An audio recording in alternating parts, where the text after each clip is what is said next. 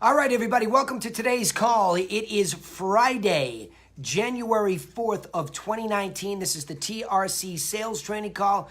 I'm always excited to do this, so let me give you my little preamble and my takeaways from this week. Behind me on the board, if you're watching on Facebook or YouTube Live, and if you're just listening, but you were there yesterday, one of the things that we covered in the campfire meeting, and this is a meeting that we have bi-weekly that's open to all our mastermind members, team members, and the mastermind members. One of the things I did was tie together your preparation with your practical approach. Let me repeat that. I tied in yesterday preparation with practical approach. And what I mean by that is that the preparation is what are you positioned as, okay?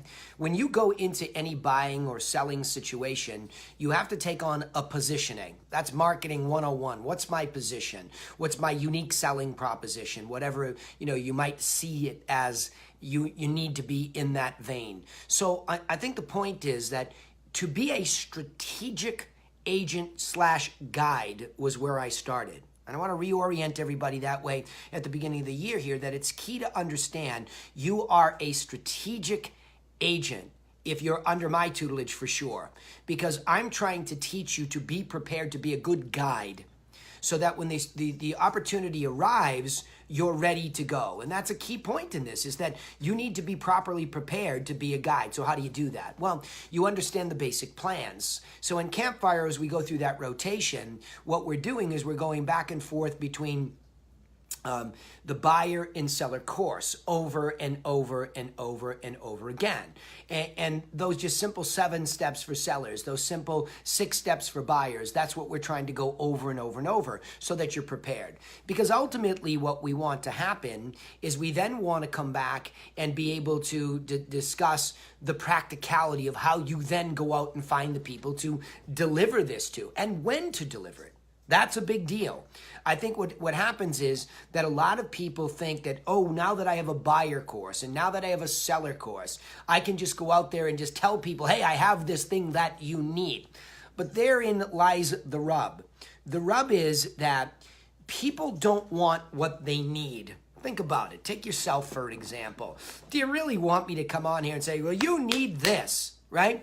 You always want a little dose of what you want. And that's what I started to ask a lot of coaching members when I first onboard them into Mastermind. Well, what do you want? I mean, I have a lot of information that I can bring somebody, but what is it that somebody wants? We have to think that way all the time when we're the guide. What is it that you want guidance on? Of course, I understand we're talking about the real estate context here, but we really do have to think about what do they want before we can give them the plan that they so very much need. So I think that comes all the way back to a very critical point in this formula that I built for practical application of what real estate agents should be doing. DPPO, and then I threw in the number 20, and I'll explain that in a second. But the D is the act of going into the wild of your life, your sphere of influence, wherever you live, in the context, dressed up as, always dressed up as, a strategic real estate agent who is a guide. You always want to go into the wild or into your world thinking that way. Stop taking yourself out of that mindset saying, oh, well, it's a birthday party. I'm not going to bring my business cards. Don't do that.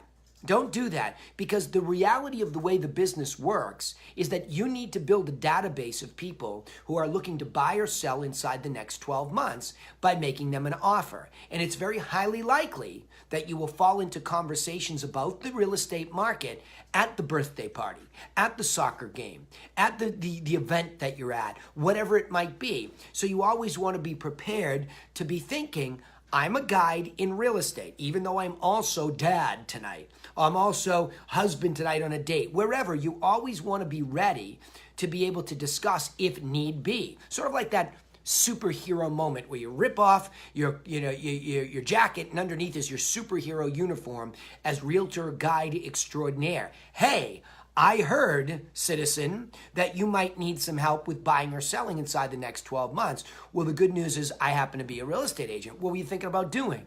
So it's very important that your position is always You are a strategic real estate agent guide, always, no matter where you go, no matter where you are, and should always have bare minimum some business cards in your pocket, in your purse, in your car, where you can get at them very quickly and pass them out. But then coming back to practical DPPO, okay? They want what they want. So the D is this sense of building up a database. And what I've been training salespeople to think about is the number one database we all have is the back end of MLS. That's what you have. You have some place in the back end of your MLS, whether it's archaic or not, where you can enter the name of a person thinking about buying or selling over the next 12 months, and you can get them information that they want. Right? Think about that. We're always trying to coach and train on what we believe they need, which we do, and we have to do a heavy dose of that. But really, are we doing enough sales training on listening for what somebody wants? Now, we can cheat as experts. We can pretty much say and guesstimate and be pretty accurate when we say that we know people want access to property information if they even have an inkling of an interest in buying or selling. Let's not even talk about their timing yet. And that's proven by the fact that one of the largest uses of the internet is to go look at properties online. That's what they do. And all the technology companies that were able to come into our business and quote unquote hijack it, off we go. And so we have all this information that's readily available to us online. And we've lost ourselves in that as real estate agents. We need to get back in that game and remember, hold on. If you want property information, aren't we as realtors the source?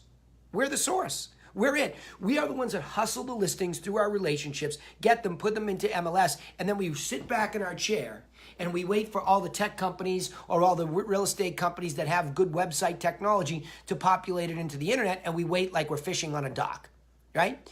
You have to instead be proactive, and you have to say to people, look, there are great websites out there. There's great apps out there. But more importantly, I want you to know that me, as a real estate agent guide, okay, I have direct access to MLS, and I can give you a portal directly into that spot. That's the marketplace. So yes, you can continue to use websites and apps, but why not get a direct door in there? That way, I can have you worry less about syndication mistakes and timing. The minute something goes for sale that's interesting to you, something sells so you can see what the money's buying or how it's affecting your property, it's there. That is the essence of the offer, and it's extremely logical. And that's the one thing that we all have to pay for as realtors. We pay for access to the marketplace, and now we're able to give access directly, key word there, directly to that marketplace, to the consumer, so that we can build up what's called D, your database.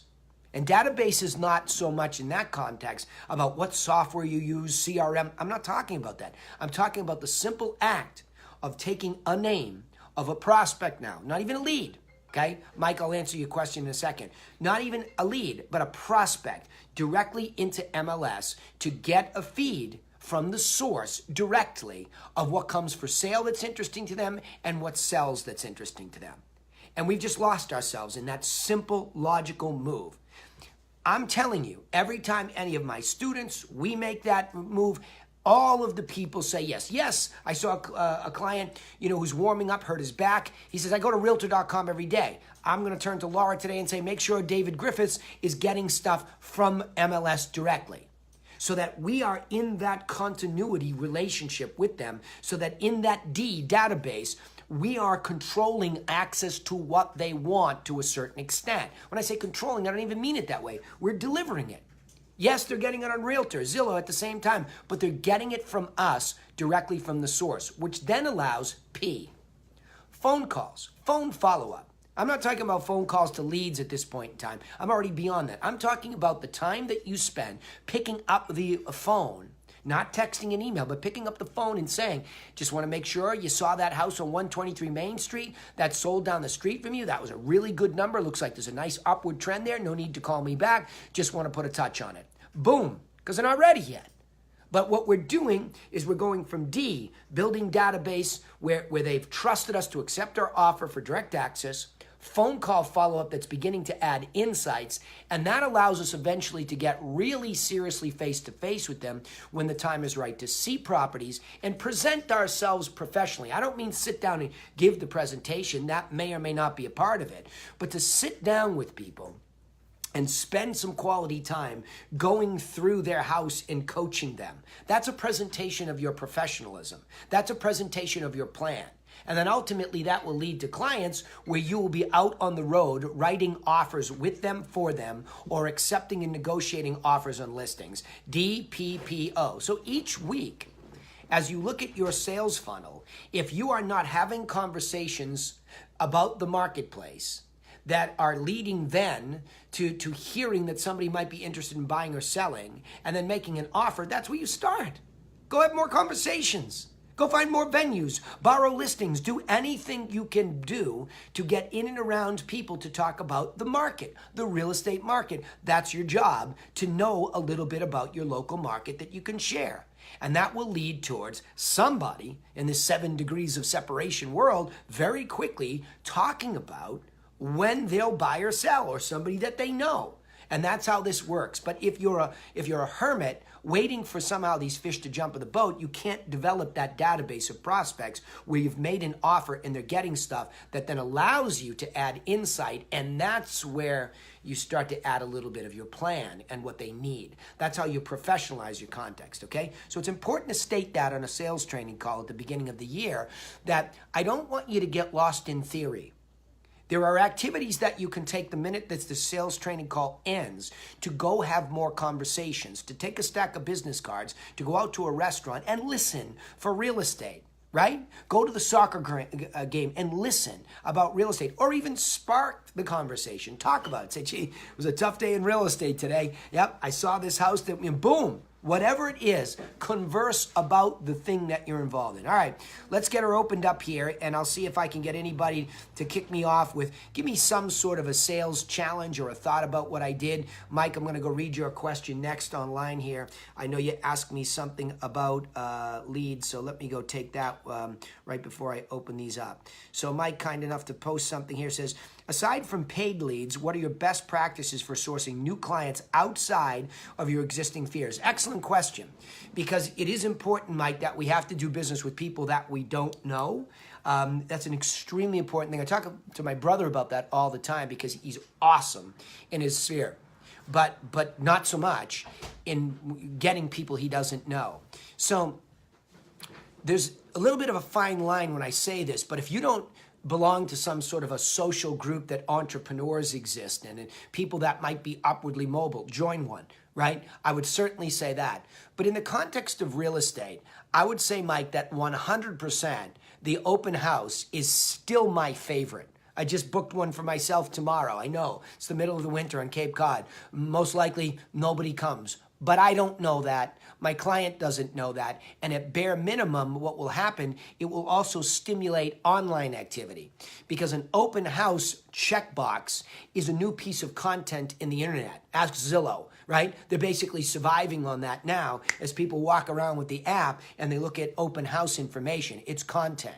So I would say that getting that open house and promoting it on social, opening it up physically, especially if you're in an area right now where there's still hot activity, you just can't be in a better position to be in a spot to talk real estate, because most likely everybody who's walking through that door, including the quote-unquote nosy neighbor, has some interest in talking about real estate, and it gives you a platform like no other. So that's my favorite thing to do. I think less certain about the flow, Mike, I would highly recommend social. I'm doing it right now, broadcasting live on YouTube, on my channel for the Realty Classroom, on Facebook, broadcasting live, even pushing it into my funnel. I really think that you have to push forward with all of these obvious things first, and that is fishing off the dock, right? So yes, appreciate it. Think you've met John. If you've met the John Griffin in Charlestown, you're blessed. The leprechaun of Charlestown, Mike. Yeah, good living. I think he's mentioned me to you before as well. So yeah, thank you for posting that too. And since we're live up there, anytime you want to join us when we're up at WeWork, you tell John, and we'd be happy to sit down and weigh in a little bit more. So all good. All right, listen, I'm going to open up the mics here. Let me hear from some of my players here as I open up. Remember, *6 mute your mic here. All right, go ahead. What do we got? Who's up? Give me one of my mastermind members. Danny. Hey, bud. Hi, Paulie. Hey, Danny. How you doing, bud? How you doing? Good. I was actually going to text you earlier today to see if I could get a quick one-on-one, but I think you might be able to answer this within the context of this call. Sure. So I'm kind of struggling because I'm not really back at work until Monday. I kind of took 2 weeks off to just get organized, you know? Yep. But one of the challenges I have right now is, you know, that before Patrick Lepke and I got the call deck, or whatever you want to call it, the CRM, down to pretty much, you know, zero. It's back up to about 450. A lot of them are overdue cards and things. And my struggle right now is, you know, I've heard you say, you know, the last thing we should probably be doing is calling these leads that are more than 12 months out. I mean, I have a lot of them that are on 6, like, biannual calls or even annual calls that are popped up. And I'm wondering, do you think my time would be best spent trying to whittle that back down and either kick them out completely after a last call, or just forego them for the time being and focus on, like, the overdue handwritten cards with the $10 Starbucks card, that sort of thing? Yeah, it's a good question. I mean, let me just give everybody a little bit of context about where we're coming from so that we're clear on what I said.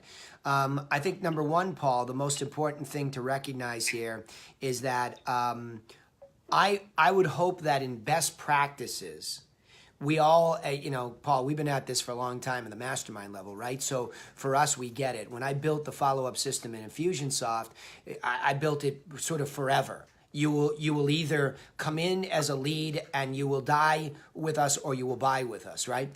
And when you look back on that, it sounds a little bit like bravado when I say it out loud, because really, intelligently speaking, every person listening to this call here wants to know how to get more now type of business in an industry where this is a huge financial and emotional transaction and people just don't make it lightly, right? So having said that, I think reasonably speaking, and reasonable business minds would say that in the course of making these conversations happen, we're looking for, and the antenna is up for somebody who has some seriousness of purpose to buy or sell inside of the next 12 months.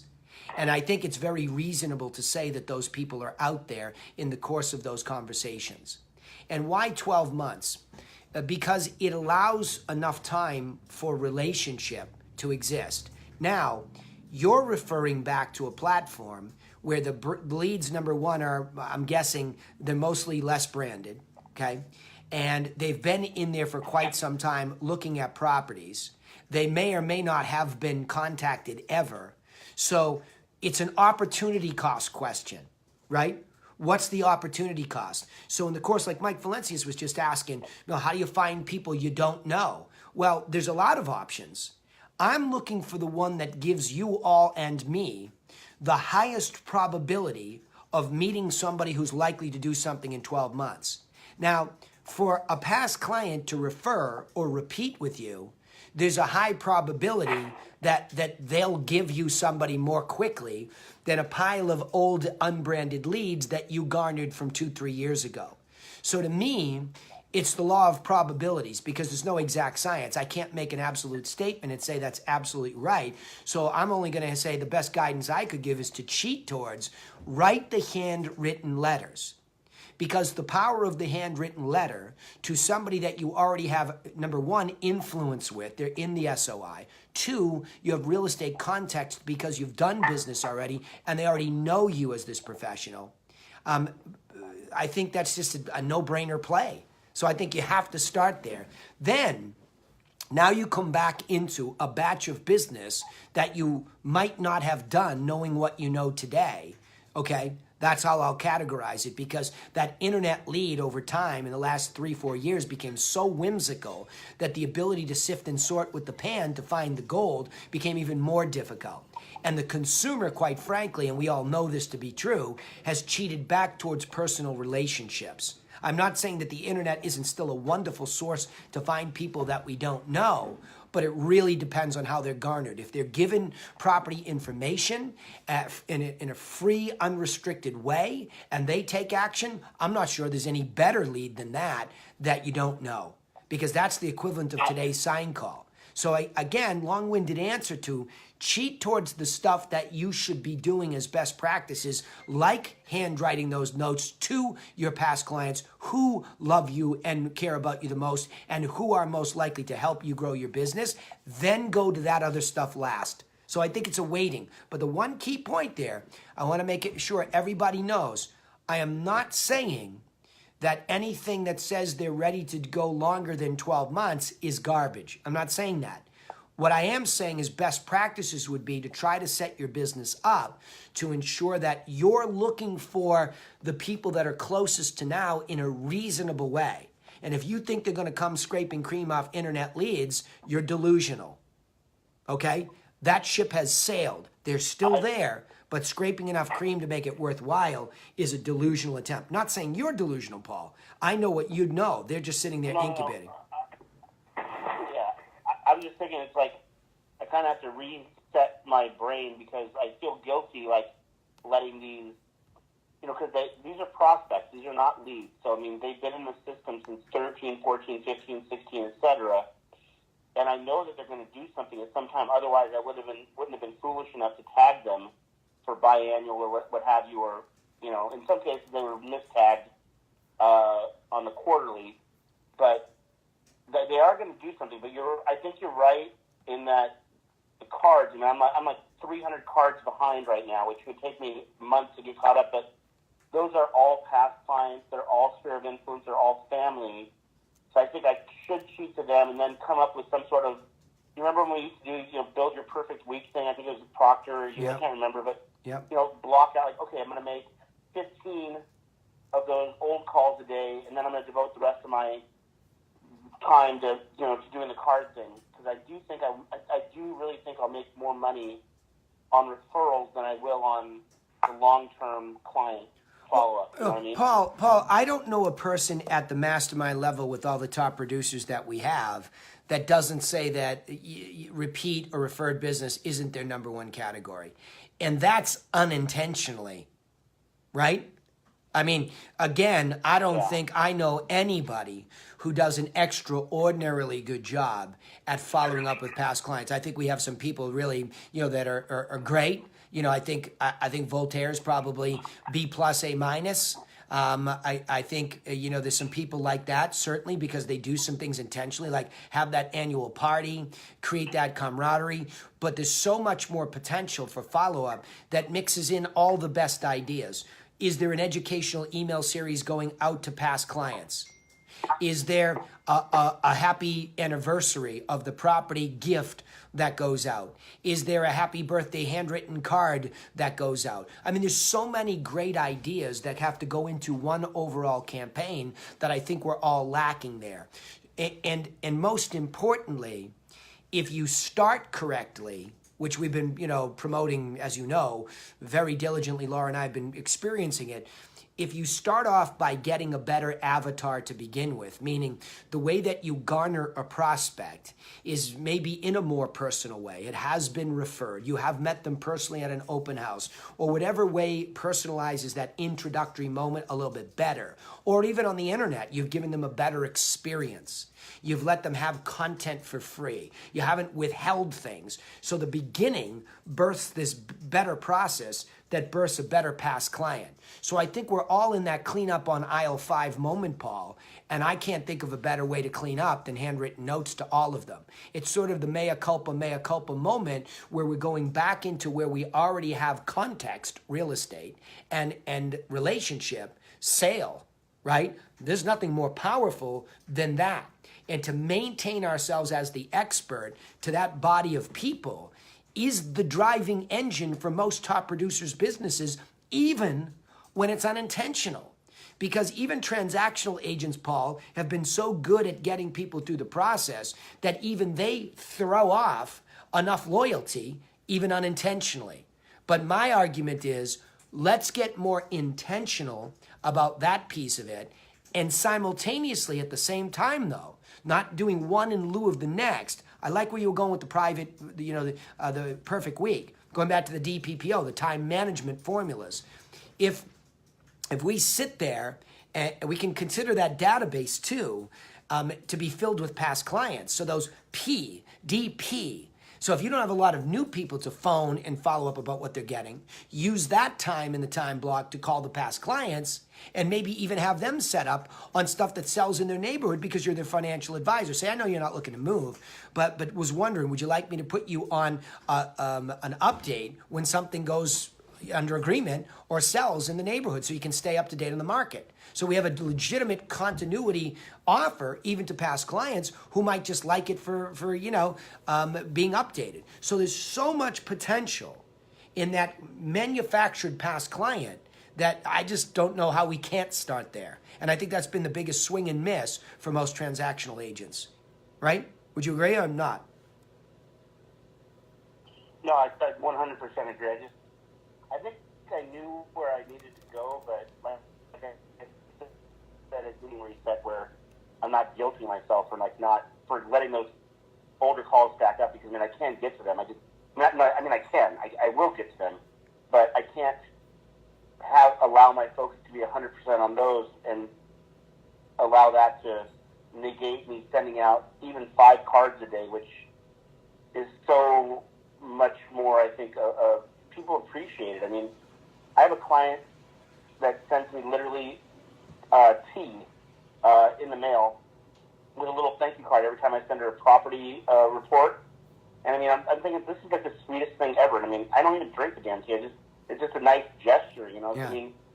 Getting a $10 card out of nowhere twice a year, I think probably goes a lot further than calling somebody, albeit that they will do something that's been in the system for that long. I just think I need to manage those two different aspects of my book of business a little bit better than weighing towards one or the other solely, Well, Paul, but I think I think it's, again, I'll go back to what Mike asked at the beginning of the call.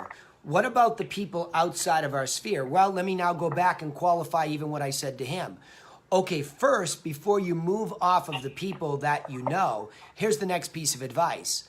What are we doing to, right? And I'll use that operative word. What are we doing to those people? See, I think there's a wrong way also to follow up with people that are in your sphere of influence. There's only so many times you can go to the same soccer game and jump up and down on everybody's coattails saying, you ready to buy? You ready to sell? Right? And I think that's when agents don't really know what to do, that they get burnt out there. But I think that preparation to talk about how's the market? Business to business, most people, on Cape Cod are small business people or they work at the hospital. It's very easy to fall into a conversation about the real estate market. How's business? I always ask people that. Always. Everybody what business? Oh, really? How's the business? How's it going? How's it work? And I get into it. And then they are interested in what I say. So I really think it's also how we exist in our sphere of influence. Remember, our sphere of influence is a big term. It is Johnny Michael Morgan. Good to see you, buddy. So it is one of those things. Sphere of influence is such a big word that encompasses a lot of different things. I think we have to unpack it. I think wherever you exist, especially these days, and you have social influence on these social platforms, that's part of your sphere, okay? That's a sphere of influence. If anybody subscribes or tunes in, right? Anybody subscribes or tunes in, that's a sphere of influence.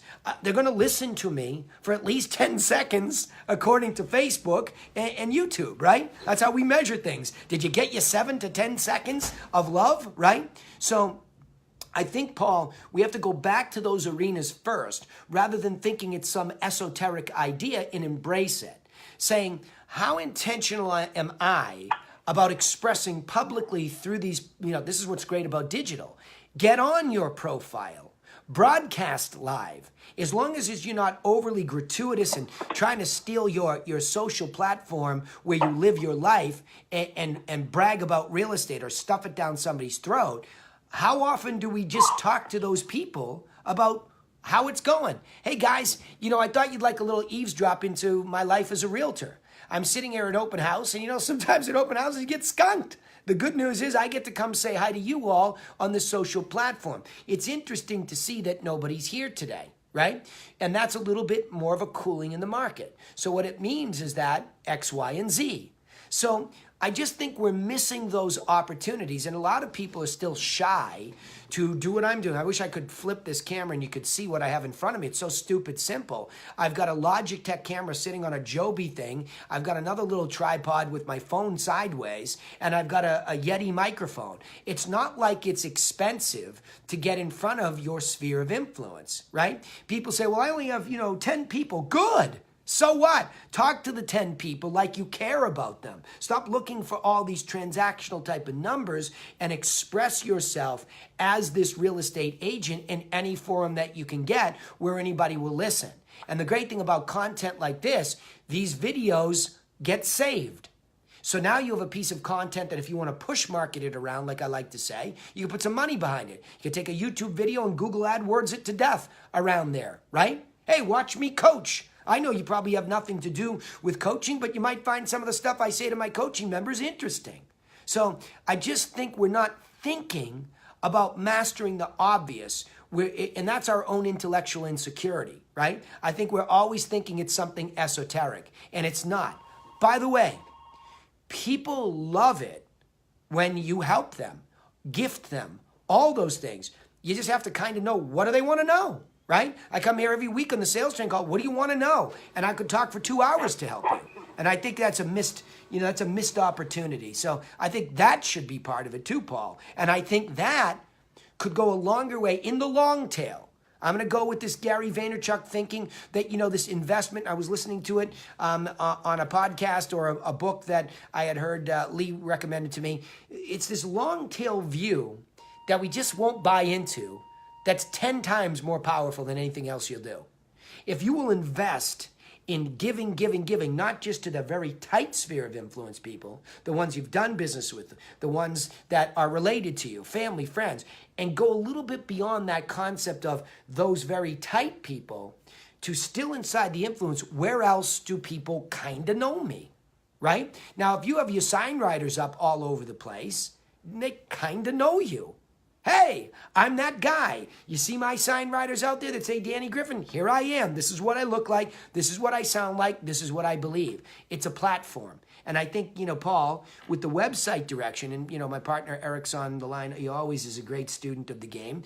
That's the point, is we want to give you a platform to broadcast, not just your listings and give stuff away, but really allow you to broadcast your voice. Does anybody know? And I know that you cringe at that a little bit. So have it be Daniel. Have it be somebody else. But somebody's got to broadcast. Or just write. Put a pretty picture up there with your thoughts below it, right? And that's why I say, I just think a lot of people are missing that social platform opportunity where there is influence. And people want to consume us. They're there all day and night. Get in there, right? Make sense? Oh, it makes total sense. I just have to get over myself and start doing that stuff. I mean, I look at what Dean's done, and I'm so impressed. How quickly he kind of got that up and going. And Amen. Get over yourself. Yeah, right. Well, just freaking do it. Once I get on the Pelican bike for a few months, maybe I'll get over myself. Yeah. We'll no, show off your three chins and your big forehead. It works to your advantage. Yeah. I do it all the time. Yeah. We'll see. Hey, Dean. Let's make a goal for second quarter 2019 to see me there. Yeah, Dean almost got punched in the face by D-Rock, who works for Gary Vee and does all his video. I was there, witness, and I encouraged it. It took a year later, but not quite a year, but the threat worked. So about 6 months. Yeah. All right, let me see what Leslie said here. Research found that givers were least successful and most successful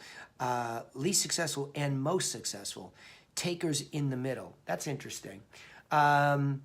least successful and most successful. If I break this down, let me think about this. Givers and Takers by Adam Grant. What I would say is that would be interesting. I would say that givers could be least successful if they forget why they're giving in the context of business, right? I'm not going to say it's nefarious or malevolent to give in the context of business, ever. If you have some knowledge that could help some people, giving it for free, expecting nothing in return is the highest calling. There's no doubt about it. But having said that, I'm not going to be... That's what you say. Yeah, right. And I'm not going to be... So, Leslie, I'm not going to be the non-pragmatist in the same breath and say, look, what you have to see, though, is that as long as you give that person that you just gave to a pathway to obtain your services, buy your product, right? Give you an opportunity for business, there's nothing wrong with that.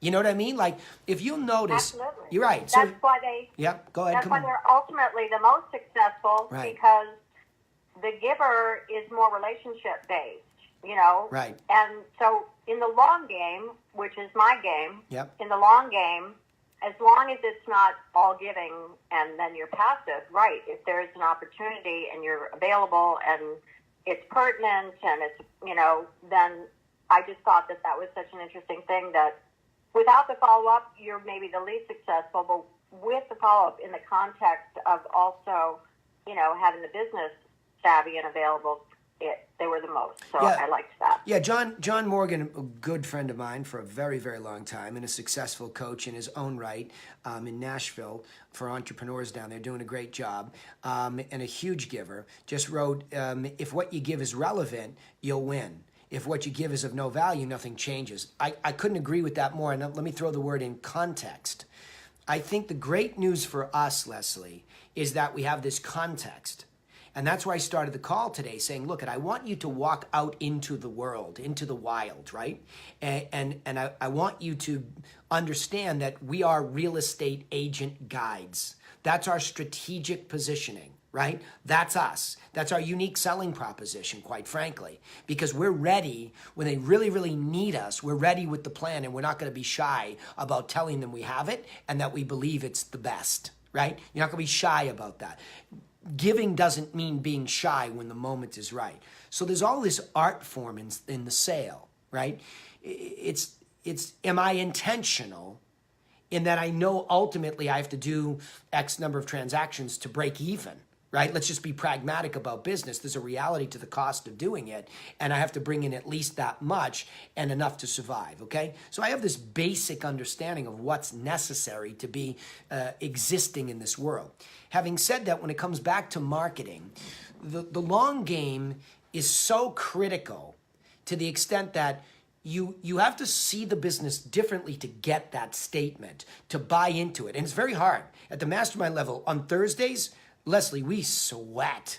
Like Cantu will tell you right now, we were sweating yesterday. Dino will tell you. I mean, we got on this concept of, you know, core values and this 10x thinking. Like, can you really 10 times everything? Can you really make it that big? How do you wrap your head around it? And you have to pull yourself through there.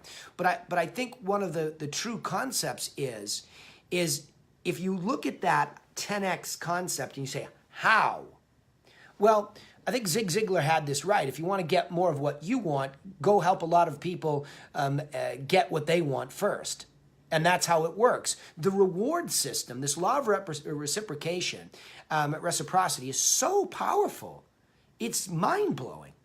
Like, when you get a small gift even, just feel in your body the chemical change that happens instantly for having been recognized and loved in that moment. See, we don't want to say it. We have such bravado that we all want a little bit more love. We want a little bit more of a hug. So is that a real business model is always the debate. Is that too soft to say that your business is not a transactional business? You do not sell and buy houses unless that's your business, like you're a builder or you're a flipper. We're in the relationship business. That's what we're in. And that's why when you look at a sales funnel and you come to the end of it, if you see it as a transaction and money, bravo, you did great. There's a lot of people I know that do tons of transactions. But their obsession with the more transactions makes them go back to the funnel and say, what website? How much more money? How much more money? That's all they do, is they throw more gobs of money at it, and they miss the quality because they're looking for that micro quick fix. And so they move from one lily pad to the next, to the next, to the next. So what I say is, if you step back and say, ooh, wait a minute, what if I really focus on starting better so that the person that goes through this relationship evolution with me actually just spins off a sale? See what I'm saying? Is that true? And is that intentional?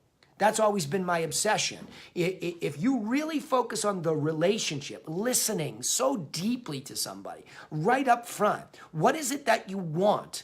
I have all this stuff that you need, but I'm going to shut my mouth, especially in the beginning. What do you want? Right? You have to listen to them. Then give them that thing that they want, facilitate that thing that they want, let them enjoy that thing that they want, and that allows you the next level of relationship where you're able to add insight because you've been a giver. Now that's a very intentional business step, right? That doesn't leave any of you hanging as to how to evolve this sale. So if you are intentionally giving them what they want, why do you think Zillow proliferated as to one of the most successful tech companies in our industry? They just simply went to the internet and obsessed over giving access to properties, which is what we all state is what the consumer wants, while we held on to the proprietary nature of that very thing. Realtors didn't want to say, oh my gosh, they used to have to come in to my office. They used to have to sit down with me. Now, everybody's giving it away, and this damn company, Zillow, they're doing it better than anybody. Duh. We didn't pay attention. We held on to the old ways, whereas they understood that by giving a better online experience to the consumer, they could build what? Relationship. And that once they had that relationship, they could sell it right back to the very people who were giving them their content. I think it's simple brilliance. They're not the first. Realtor.com was, Trulia, Zillow, Redfin's doing it as a brokerage. So we have to stop being stuck in the cement and remember that David can beat Goliath. And so that the way David beats Goliath, I'll go back to where I started. If Zillow can give them the experience that they want, which is easy access to properties for sale, now with all the softwares that are being paid for by your dues, why aren't you using those as the stone to sling back at Goliath? Right? It's logic. If you really think about it, you just use the very stone in the slingshot, which is the back end of your MLS, to give them what they want. And quite frankly, because it is the source, typically, I'm not going to say this for all MLS softwares, but typically there's the ability to put in more detail. And plus, you're babysitting it.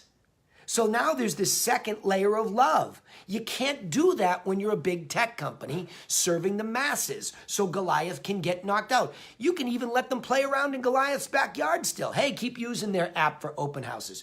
Keep looking at their stuff, but keep looking in your email that I'm sending you these properties that you wanted. And I'll call you from time to time in an appropriate manner, like Goldilocks, when the bed is just right, and I will add insightful value about those properties. Oh, psst, by the way, since your time frame is getting closer to when you said you wanted to take real action, I'm going to start to send you my plan. I'll send it in email. I'll send you a digital access. I'll send you a print access. Let me get that out to you so that you simultaneously see that. So see, it's all the while giving what they want, getting insight on top of that, giving them what they need, and by the time that arrives, I have found myself more often than not in a competitionless vacuum. I have no competition. It's not like I'm going to a cattle call listing presentation where 6 people are lined up and I have to ask to be last to be compared to everybody. I'm not even in those that often, if at all anymore, because my macro understanding of a relationship building business, which this is, it's not buying and selling houses. It's relationship building and guidance. And once I saw it that way, Leslie, everything began to change. So that giving becomes a very serious and intentional way to do business, be successful, and 10x. That make sense? I mean, that happens to totally go with my personality and my value system. So that's how I see it, and I agree. By the way, that value system comment. Yeah, let me add something. You just struck on something very, very important. So yesterday, Lee Stillwell, he asked me for a couple book recommendations. He made a couple back. So during the holiday, a lot of people like to do, the serious study stuff and listen. And most of the mastermind members are really always trying to challenge their mindset because it's not the mechanics of the business. The more we discover those, the more obvious they are. It's more so who you have to become to allow growth, right? We are the deterrent to growth. So I think the most important thing that I could share from that was that he started to talk about core values. And core values are a very important thing in this context. If yours are compromised by a business model, let me repeat that. If your core values are compromised by a business model, you're in big trouble, and you might mistake you for not being good at this business. This is a new distinction I made as a coach, Leslie, that applies definitely to where you were at maybe 12 months ago at this point. But I think it's important to go back and look at it and say, look, if you're picking up a phone and you're learning a hardcore script, and the questions or the training is that you're supposed to just keep peppering away until you break through, and that compromises something to do with your core values in a very legitimate way, then, and I don't mean like you can just wimp out and say, oh, Danny, it's tough. I can't see myself doing that. I might have to push you through that moment. But if you feel compromised at a human level, that's an issue, a real one. And it can be fixed very easily by saying, okay, let's take a slide back. Is there another way to approach the expired, the FSBO, the divorcee, the person at the open house? And the answer is, of course. Of course, there's always a way. Because, there's no business model that's sort of this attacking approach that in the long run is sustainable. I'm not saying that there's not people that don't brutalize people over the phone every day and they're not successful, but they burn out. They burn out because it requires a certain level of negative energy to be overcome on a regular basis, and that's extremely draining. Whereas I was listening to this conversation on Joe Rogan's podcast this morning in the gym about people that exercise and don't burn themselves out. He was critiquing CrossFitters. CrossFitters bring themselves to exhaustion at the end of each day, and sometimes they can only go Monday, Wednesday, Friday, where he was saying, well, look, by the end of the year, the guy or gal that's gone at a 7 or 8 comes back the next day, and the next day. By the end of the year, has an enormous amount of advantage over the 3-day-a-week exhausting, workout. Why? Because they've just gotten a volume more of all these things that made it fun, which makes it sustainable. And Leslie, I think that's exactly the problem here. If you're not enjoying it, there's probably some real compromise. In the beginning, when you're rookie, it might be simply because you don't have enough knowledge at all to get out of the box. But as time goes on and some problem persists, I think the real issue is you're just probably compromising yourself. And it's not the business, it's the way you do it. Does that make sense? Yeah, I mean, there are certain things that are sustainable to me and other things that are just not sustainable. And, and there's no right or wrong, and people can, try to sell me on whatever they want. And it's just, I'm not going to, I know myself well enough. I'm old enough to know myself well enough to know what I can sustain and do and what I'm not, Well, you have to enjoy it. I think all businesses come with a very high level of frustration, disappointment, and failure. That's the fact of life, right? That's the struggle that is just an inherent, endemic part of life. But that doesn't mean you can't have fun in that challenge. So I don't think there's any sense of bravado that says, well, I'm just going to overcome this and I'll keep doing this script. I really believe that if you have bad advice in sales or in business, no matter how hard you grind, it never gets better. I would rather see people try to find that more sustainable model where they feel good about it. Even when they're getting rejected, they still know they left a positive footprint. For example, hey, Leslie, Danny Griffin calling from Griffin Realty Group. I know that you're trying to sell your house by yourself. Didn't really want to bother you. Just want to let you know that I sent you out a little free chart that we use when we list houses. I thought it would be helpful for you. Yeah, okay, thanks. I'm not looking to list with a realtor. No problem. Just enjoy the resource. if I walk away from a call like that, I can feel good about it, right? I don't feel rejected. I know going into it that the concept is, if I can leave that FSBO better off than before I picked up the phone and before I mailed that, what's wrong with that? I've left a positive footprint, and it's also a positive footprint for the brand. Maybe he can't hire a realtor because he's up to his neck in debt on the property. Maybe he had a bad experience with somebody. He doesn't know me from Adam, right? But he still gets it. He looks at it. Something in there hits him that he's made a mistake on pricing, staging. He fixes it and he sells it. And he says something nice about my company to somebody else, and they decide to do business with me, but I never know. It never comes to light that that happened. Why can't I just be happy in the belief that that positive footprint was a really important move for the brand? Why do I always have to measure every single thing and just believe it? Why can't I just trust that being a good citizen to a certain extent is a real business model, right?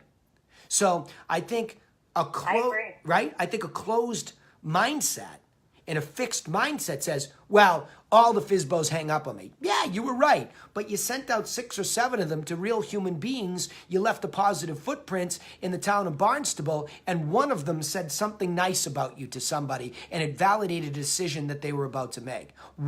Tell me where the problem is in that. Versus, we'll spend thousands of dollars oftentimes as top producers buying some blind batch of names or contacts from some list company that have absolutely no positive effect on the brand. We have no positive effect out there because we just threw them in a dialer and called them and they all rejected us. We didn't leave any positive footprint for the business. Forget about humanity in the context of guidance. So I do believe that this concept of giving is an extremely sustainable business model. I think it's extremely intentional as a business model. But it's a long tail macro play. It's not going to be the instant I paid X, I got Y number of leads, I got X number of people to answer. It doesn't always work like that, but neither does business. So our naivete to be led to think it's that easy and measurable is what makes us stray away from the very humanity that I think is a more sustainable model. That help? I totally agree, and that's because I happen to have the same belief system, which basically is when you put the law of reciprocity. I've believed in that in a long time. But again, it's a long game. It's playing the long game. But, you know, I'm in it for the long game. So, you know, it's an investment, but it's based on a belief that all those things that you just said, and that's my belief system, so it works for me. Yeah, okay, so now let's make it practical, okay? Let's not leave everybody here on a call today that talks about giving as sort of this general concept. Let's say it more in the context of being intentional to create what in this DPPO formula that I talk about. The most important thing that every one of you should take away from this call today is, are you prepared to make an offer to give somebody access to what they want, which is access to properties via your contact portal in MLS? In other words, will you be willing to go out and listen for people who are seriously interested in buying or selling and make the right offer to give, here we go again with giving, to give them access and open up a door directly into the source? And will you believe that? I had a couple of my agents say, well, you know, I can open up a door in the portal and, you know, then I can do and I can do and I can do and I can do. I mean, will you really with enthusiasm say, look, in my experience, I find that people that are serious about buying or selling real estate in the town of Barnstable or on Cape Cod or in Boston inside of the next 12 months are better served by me if they allow me to open up a door directly into the source, MLS. Meaning what? I will put your name, your email address, and your criteria so that in MLS, which is the marketplace, where all these other websites pull from, you will have direct access like a website, and in your email will be the very properties that you want, right? So if you're serious, I think that's a good next move. Now, most people who appreciate you and trust you to deliver on that offer, they will allow you to go there. So I think that's very, very important to say, yes, I see what you're saying up there, Leslie, on the screen.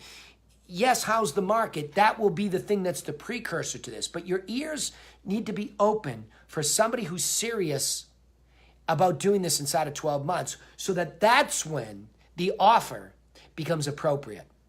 It's appropriate. I'll cheat it to 18 months, but it's appropriate in that moment. You're not a pain in the neck. You open up with lines like that. In my experience, people who are serious about buying or selling get direct access to MLS if they're ready to go inside of 12 months. You can still stay online with syndicated sites, but I think it's important to get direct access, and I'd be happy to do that for you. What that means is you'd have direct access to the source. You make that simple offer to somebody who's ready inside of 12 months, and if you've been perceived prior to that by talking about the market and sounding like an expert and sounding intelligent, then the timing of the offer and the way it's said lands. It lands. And you get a lot of yeses. That sounds helpful. Now, when they get in there, that's only step number one. I've actually had agents make the mistake that they didn't even see that the portal was set up right. Hey, when this comes, it'll be a portal. Make sure it doesn't end up in spam. I'll call you tomorrow or email you personally to make sure you saw the portal, you open it, and you click it on. Then I'm not going to bother you, but from time to time, what I'll do is I'll call you with some more market updates that relate to you now that I know your specific situation. So we go from a global conversation of how's the market on Cape Cod? How's it doing in Boston? To, yeah, you were looking in Beacon Hill to sell your property. So now you start to really, make it very specific. How do you distinguish between me signing them up for properties versus looking on Zillow? Huge, huge. One is the source, one's not. MLS is the marketplace. Think about it like the stock market floor. MLS is where properties trade. It is the marketplace, and you are a trader. You are a market maker. That's what you are as a realtor. So you're just opening up a direct door to the trading floor. Why do they need to wait for a syndication site? Whether it's my own site, Zillow's site, Trulia Redfin, they're all just syndication sites that go down to the marketplace, pull the information every 15 minutes, whatever they claim, and we all pull it up to the internet. Okay? That's about as generic and global as the information can get. Whereas if we take them to a direct door, I'm not saying it's amazingly different. I'm not even saying it arrives as fast. I'm just saying it's the source. We're eliminating syndication mistakes to the best that we can in a digital context.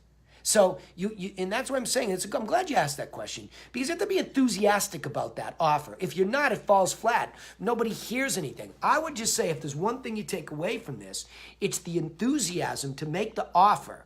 Gift. Hey, here's my buyer plan, my seller plan, free list of properties, free advice. Here it is. Oh, you're thinking about doing something inside the next 12 months? Well, in my experience, people that did the best got a direct portal into MLS through a realtor like me. I'd be happy to do that for you. You got to say it with enthusiasm. How you say it is not as important as the enthusiasm with which you believe that's the truth, right? And again, it is, because ultimately it comes with you.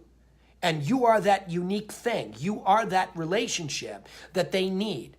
I don't care what anybody says. People still need other people to properly guide them through buying and selling. Okay? We don't live in a clean digital world where a non-homogenized product like real estate is easy. It's not, because you're dealing with big money, big emotion, and a lot of detail. They need guidance. You got it, Leslie? Absolutely, I totally agree. Yeah, that's helpful. The difference, like, between me signing them up and they're like, well, I'm already on Zillow. Yeah, great. Stay on Zillow. That was helpful. Stay on Zillow. Stay on Realtor.com. Stay there. Those are syndication sites that send you. I want to just make sure that the information you're getting is accurate and timely. And the only way to make sure of that is to also put you directly into MLS. And the only ones that can do that is a realtor who has access to MLS. So here I am. Same with enthusiasm. When something comes on the market and it just gets sent out immediately, it hits the market and they get it in their email, is pretty powerful, I think. Yep, no doubt about it. Especially, and again, like I love what John said earlier in the call, in the comments. if you give them guidance and help that's not relevant, nothing changes.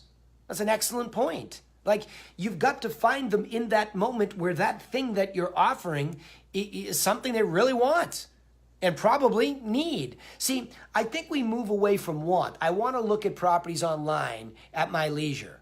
But as I get closer, hey, I need to ask some questions here. I need to figure this out. That becomes a bigger issue. All right, any further questions here? Any other closing thoughts? All righty. That was excellent. Yep, hearing none. Have a great weekend. Thanks for being here. I know it's still a vacation week. I know you're all dragging yourselves into 19, but I'm not. I'm here with enthusiasm. So I'll see you next week on the other side, and hopefully you'll bring your enthusiasm and a lunch pail. We'll go to work. See you then. Thanks, Danny. You bet. Take care.